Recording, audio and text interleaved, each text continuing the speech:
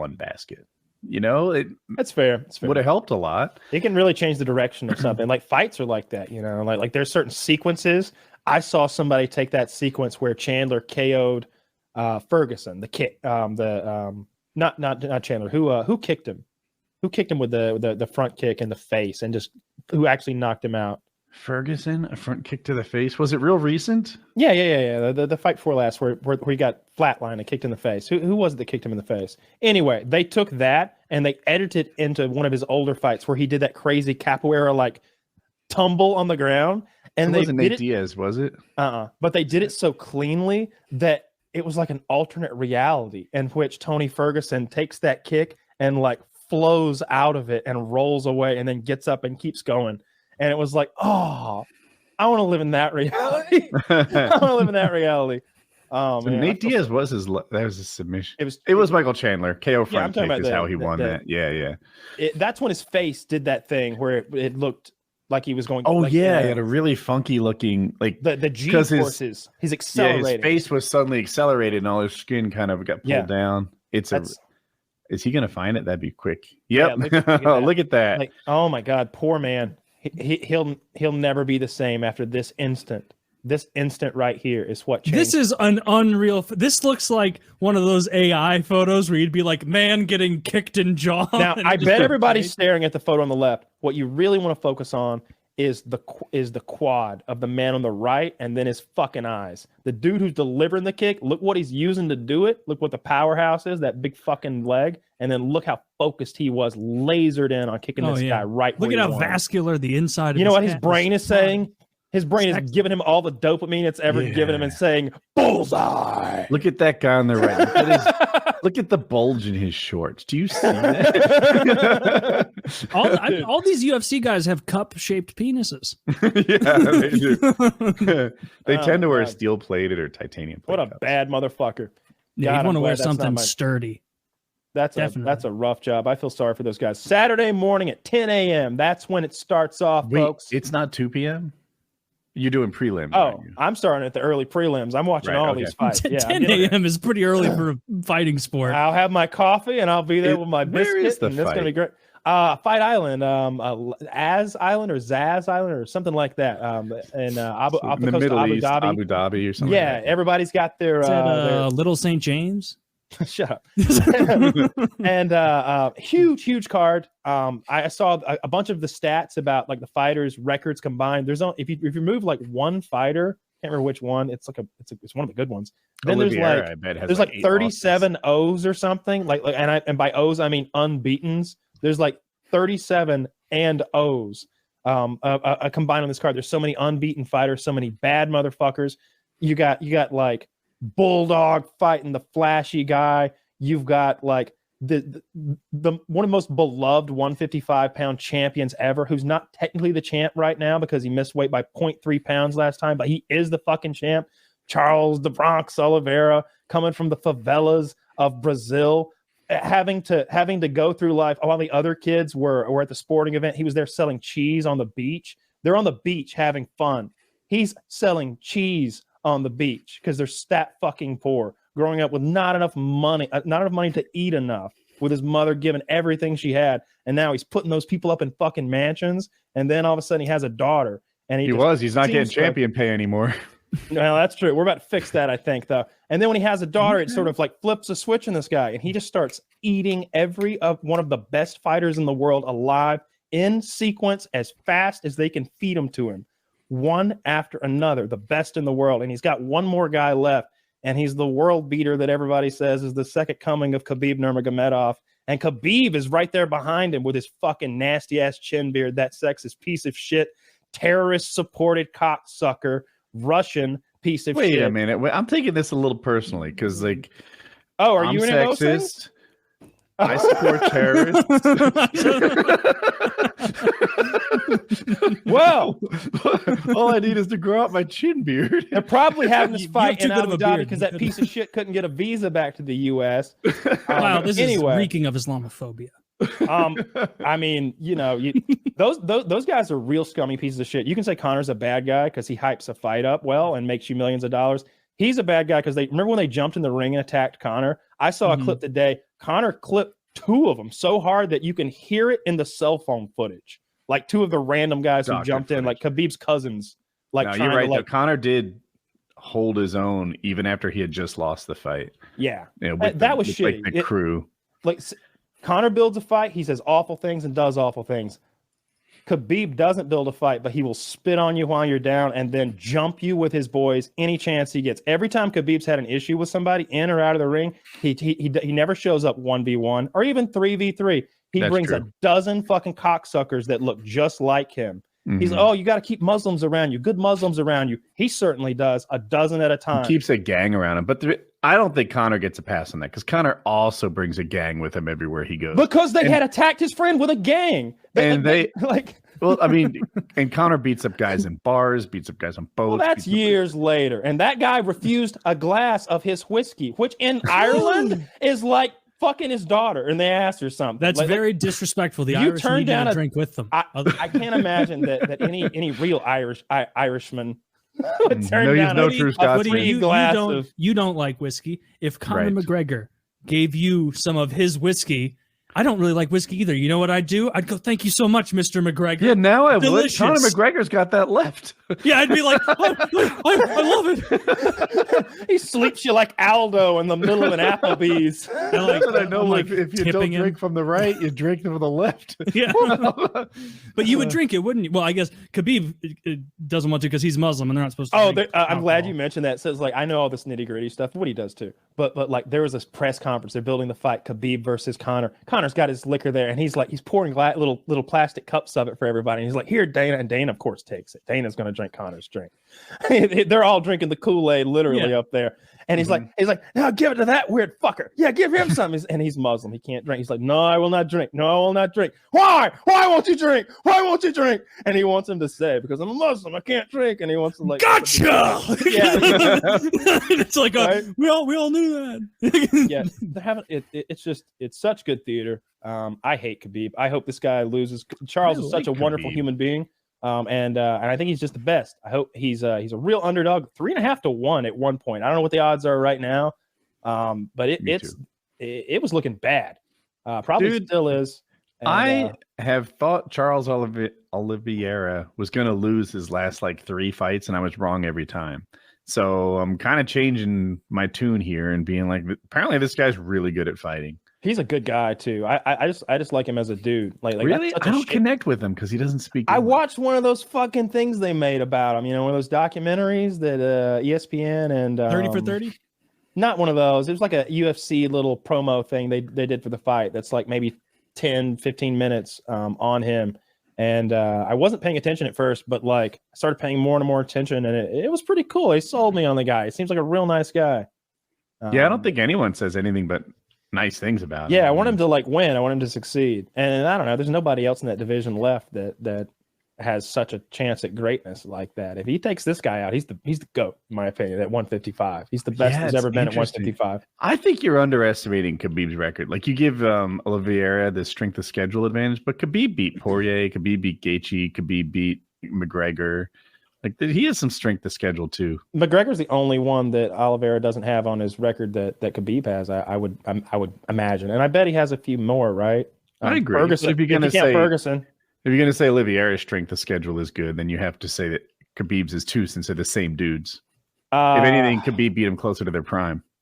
I've seen it broken down in a pictogram before, and it's not just those dudes; it's the whole strength of schedule, right? It's the other guys that he also beat in the past, There's a lot of those guys that you beat and they're kind of journeymen, but it's that's a real fighter you had to get through. He won more than he lost. But then Khabib has 27 or 29 wins and no losses. Yeah. But some of those people don't have Wikipedia pages. Yeah. So. If you don't have a Wikipedia page, then it shouldn't fucking count. Look, I bet Woody could blow his record out of the water if he started counting all the YouTubers he roughed up over the years. I know of 4 of us that he's got wins over. He did narrowly defeat me. I'll say did narrowly defeat Taylor. Taylor was stronger, but he didn't have any weapons. No, didn't know what to do. He's like, now what do I do? It's all right, I got a secure hold on him. There was only one guy there who knew jiu-jitsu. Yeah. I was I wrestled in middle school, and then I was immediately so jiu-jitsu must be he knows what I'm doing. It's like, and Woody masterfully identified the only move I did, which was many double leg takedowns in the middle of that hotel room. That was fun. Yeah, you're at least 5-0, right? Yeah, count that. You're 5-0.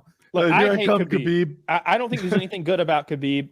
His personality. I think he's such a sexist piece of shit. He's the whole thing with the ring girls and the way he runs his operation over there. The fact that they're literally supported by what we consider to be like ring girls. Those Chechens are terrorists. The ones in particular that he's supported by, like they're tied up in the current issues in Ukraine. like these are now these you're are actual anti-terrorist all of a sudden. I think you're just finding reasons not to. That like one Khabib. Chechen guy with the beard and that haircut, like I used to have. He's got that fucking Lloyd Christmas haircut. I don't think it's fair to judge him for his behavior outside the ring. I think that's exactly what I hate that guy. I hate Khabib so much. I've always hated him. So Kyle likes watching the fights, but in terms of UFC, he's a viewer plus a stats and stories guy. He likes all of it. Mm-hmm. I like it. Makes the fights get better if you know who's fighting and what they're fighting for, and if you and you can. I think you need a heel. You need a good guy and a bad guy. You need a good guy and a bad. When you got two good guys fighting, two bad guys works. Two bad guys works.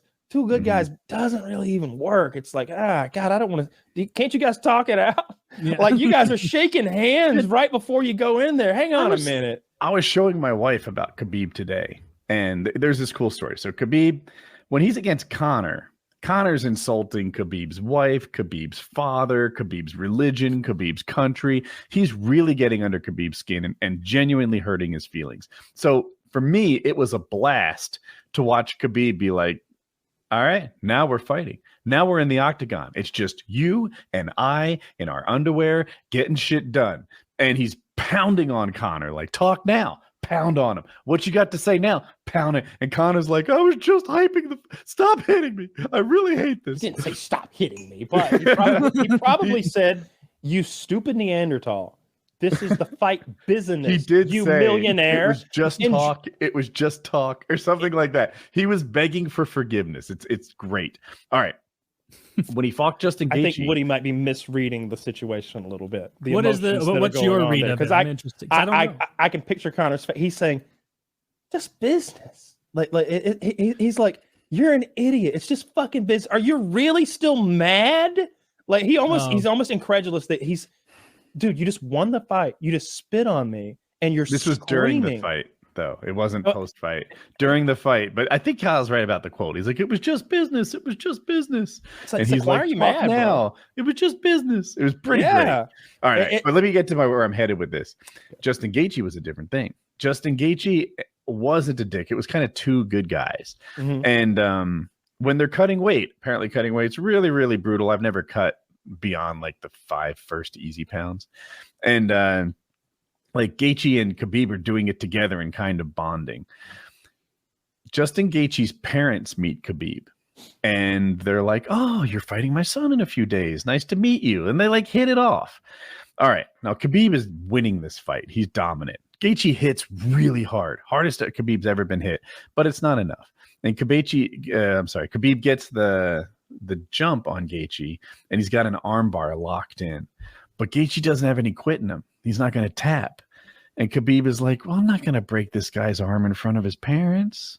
That's not nice. So he switches to a triangle choke and chokes the guy out.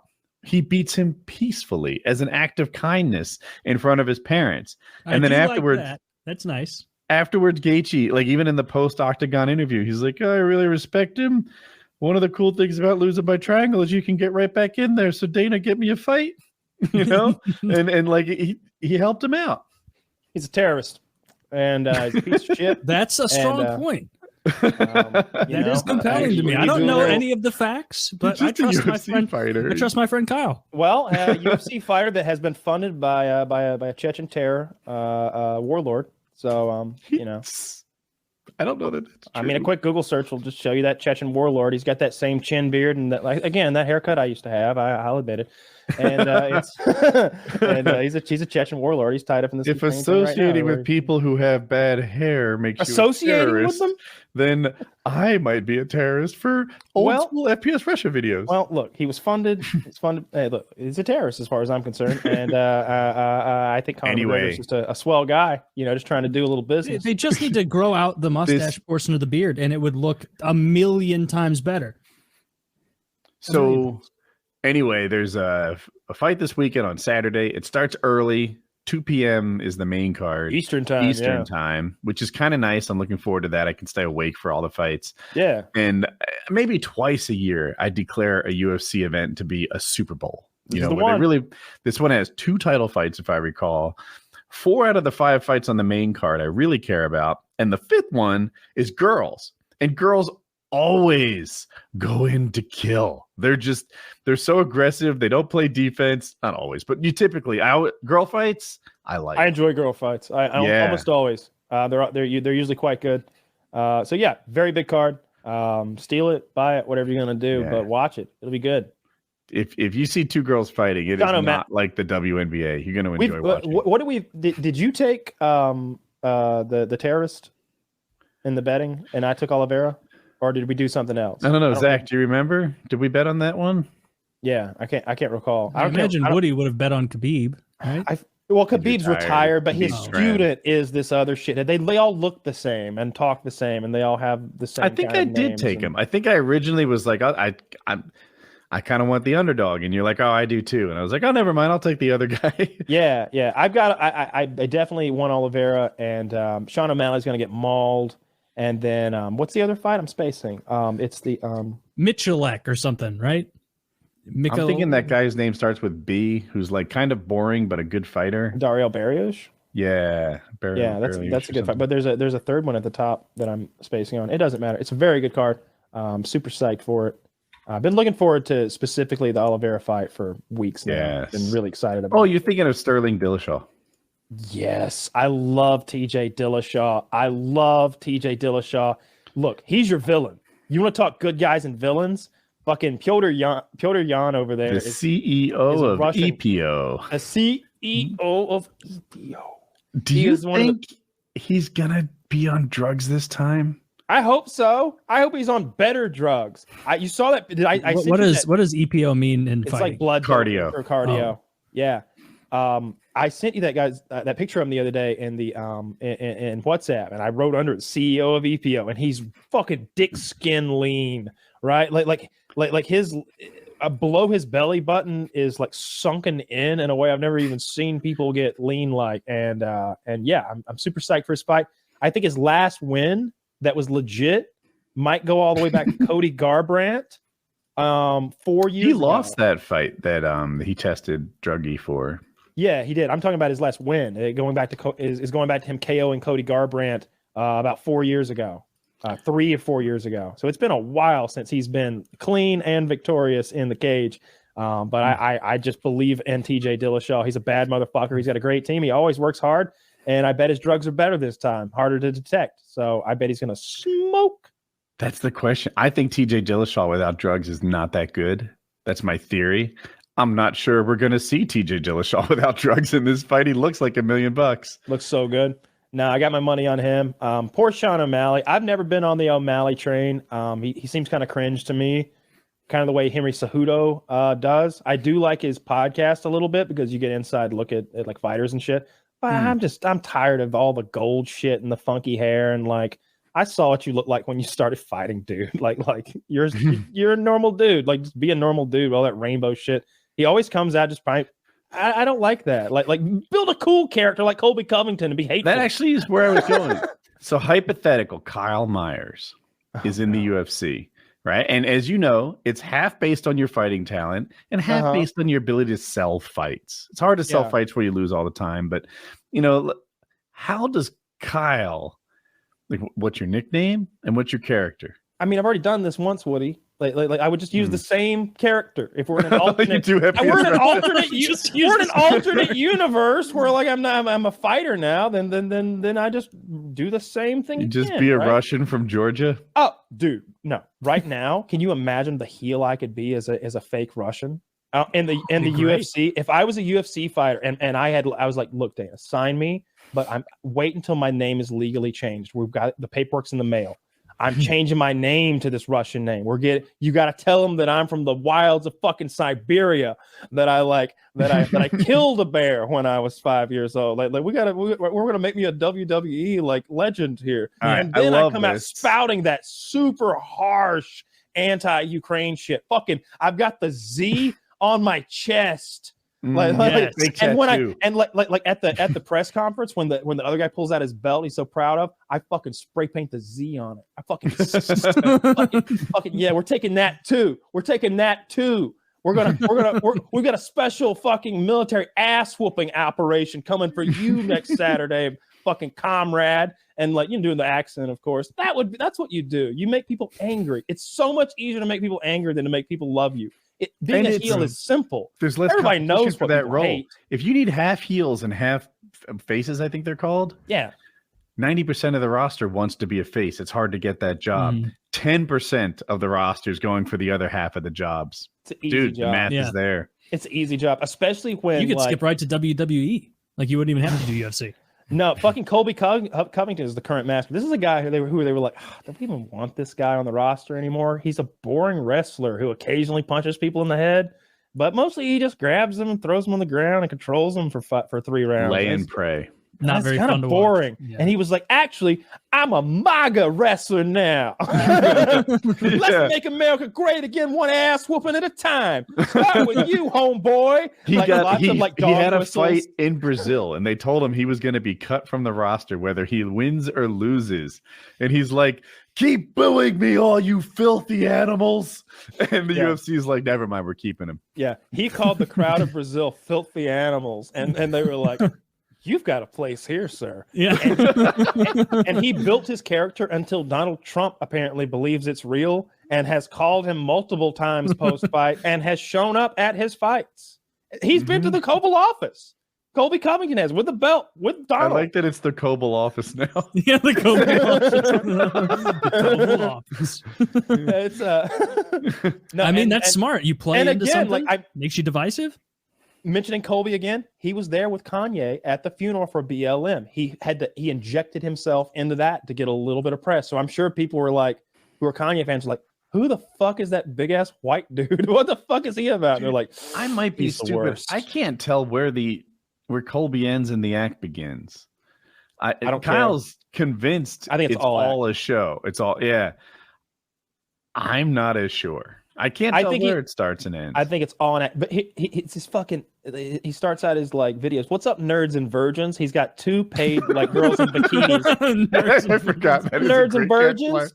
Over the fucking show, he's got like 2 girls like in bikinis with their thongs and like all over him. And he's just talking mad shit. It's good stuff. It's good content. He's the other very fighters hateable. Sell him out too. They're like, those girls, they don't like him at all. Like, Yeah. like he tried to get a handshake and couldn't. Like they're paid to be there. But he acts like he has 2 girlfriends in bikinis. I'd be like, yeah, they make more than you made on your last fight, asshole. Like what are you still making 2020? Like he's mean like that too. He'll insult the amount of money you make. He'll go after your family, your wife, your children. He's real no holds barred with it. That's how a villain operates. You ever watching a movie or a TV show, you're new to this universe, this creator, whoever's the showrunner, whoever you want to blame or praise for a show's style and direction, and the characters you care about suddenly get into a spot of trouble. Okay, the pirates are boarding our ship, or let's say an intruder's breaking into the house late at night and his family's alone, that the husband's away. At first, we don't know how much trouble they're in, right? It depends what kind of show this is. Sure. Maybe we might. Is this the kind of show where they're gonna rape people and like molest people? That like in The Walking Dead, they'll rape your son in front of you. That's the kind of show that is. So when people get in a little trouble, your heart races, because this is a world where people rape your son in front of you. That makes a good show because the stakes are scary. Same way, and the stakes are important in everything that we do. The higher the stakes, the more interesting things are. Yeah. And a lot of shows have these low ball stakes, and you just can't get into them. I like a show with high stakes. Yeah, the plot armor and Family Guy, hate it. And so Peter's never going to die. And so when Colby Covington shows up as a villain, and you're watching him on your TV, the stakes are high because because this might leave this little microphone and somebody might get an ass whooping for real over here outside the ring. He's done it before. He's been in a couple of altercations outside the ring. He doesn't win them all. Doesn't win them all, but he wins all. He's going to win the lawsuit. That's all that matters. He's hitting him up for the Rolex damages, and he's saying he's got brain trauma. What if they scan him? They find brain trauma, which is of course from fighting. He says it's from Masvidal and hits Masvidal for $4 million, $50 million. What his future earnings or something, and ruins Masvidal Masvidal's hasn't life. fought since, has he? He has not fought since. He doesn't know what to do. It seems he should be going after McGregor. That's his fight. That's who's looking for a fight, and that's where the money is. He should be begging McGregor. Instead, he's begging Leon Edwards. You know what Leon Edwards said? Get on your knees and beg. He said, "Get on your knees and beg, and I'll fight you." He's the champion in his weight division. Yeah. Okay. So There's there's a backstory. Jorge Rivera's like Jorge Masvidal. I'm sorry, thank you. Jorge Masvidal is like the second coolest guy in the division at this time. He's doing an interview, and Leon Edwards walks by, and I think maybe he says something, or they get into like a little spat. Out of nowhere, Jorge Masvidal hits him 4 times. Pop, pop, pop, pop. Right? They're behind stage. It's during an interview. Edwards did not see it coming, and afterwards, Masvidal says he gave him a 3-piece and a soda, which everyone is like, "Wait, what? What is a 3-piece and a soda? What is happening with this 3-piece and a soda? I've never heard of a 3-piece." Other fighters are like, "Is a 3-piece and a soda a thing that I'm unaware of?" Our minds are spinning over this 4-punch combo that is now known as the 3-piece and the soda. I still don't fully understand it. Other fighters don't. Chael Sonnen can't explain it to me. No one knows what a 3-piece and a soda is, but we're all fascinated by the branding on it. It's a 4-item combo. It's so clear what it is. 1, 2, 3, 4. 4 punches. A 4-item combo. That would have been my guess. Soda. Yeah, that he got hit 4 times. Chael Sonnen's a moron. The phrasing of it is now part of the UFC lore and legend. Like it's written and stuff. I gave him a great 3-piece line. and One a of the soda. best lines. He's got Leon Edwards has been wanting this rematch, and the UFC is like, no, we can't reward backstage fights with pay-per-view numbers. And Masvidal don't want it anyway, because this Leon Edwards guy, he's not the champ, and Masvidal wants money fights and championship fights. He's headed for the top. And Leon Edwards also very good. So he's risky, but he's not a big name. So now Leon's the champ. A few years goes by. Leon Edwards beats the champ, takes the belt for himself, and now Masvidal wants to fight. And Leon Edwards says, "Get on your knees and beg." Yeah. That's good. And this is the kind of sport where that's the way it goes. The Yankees can't say that. Like when it comes time to play the game, whoever comes out of the NL, whoever they got to play, they've got to play them. That's not, but it's a fighting promotion, right? It's not exactly a sports league. Dana White can be like, nah, you don't have to fight that guy. He's a wrestler. Why would you do that? It's no fun. Go fight 3 more shitty kickboxers and wear them out. Yeah. So anyway, I don't know what I guess I would love to see Masvidal fight McGregor. That'd be cool. And both of them are kind of washed, so it'd be a nice fight. McGregor Ferguson is what I want. I want Masvidal to die in a car accident. Washed. I want Masvidal to either like die in a car accident or get crippled in a car accident, or even better would be if Colby Covington actually like took all of his money so that he was a street rat again. And he had to fight in like the bare knuckle fighting championship or something like that, which is actually really good money. So like maybe something lower than that. I don't know. There's good money in the bare knuckle fighting.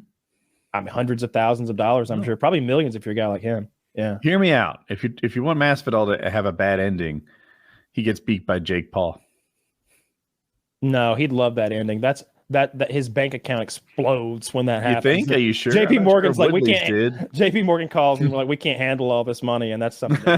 If it's a big fight, maybe. Yeah, it would be a big fight. Any fight with the Paul brothers is a big fight, and it'll make you millions and millions of dollars.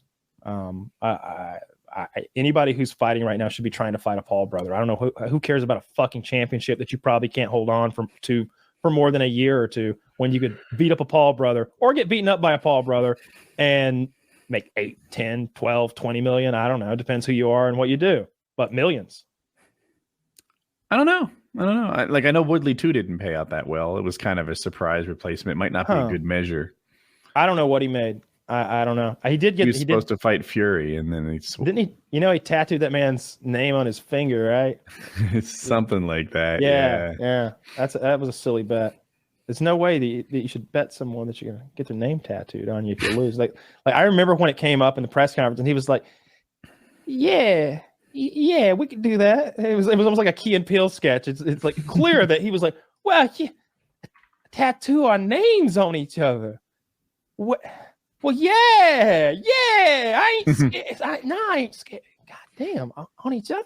Like how big? They're like both tattoo enthusiasts. So are we talking about initials? What is your full name, son? It's not like Jake Araya, is it? Jake Paul's he's a problem, man. He fights well. He's at this athletic peak. And it's I put a lot of weight, maybe too much, on youth. Anderson Silva's 46. Anderson's gonna get smoked. That's my bet there. I'll take even money with anybody on that. Silva getting knocked out. I think Silva's gonna get smoked. My stupid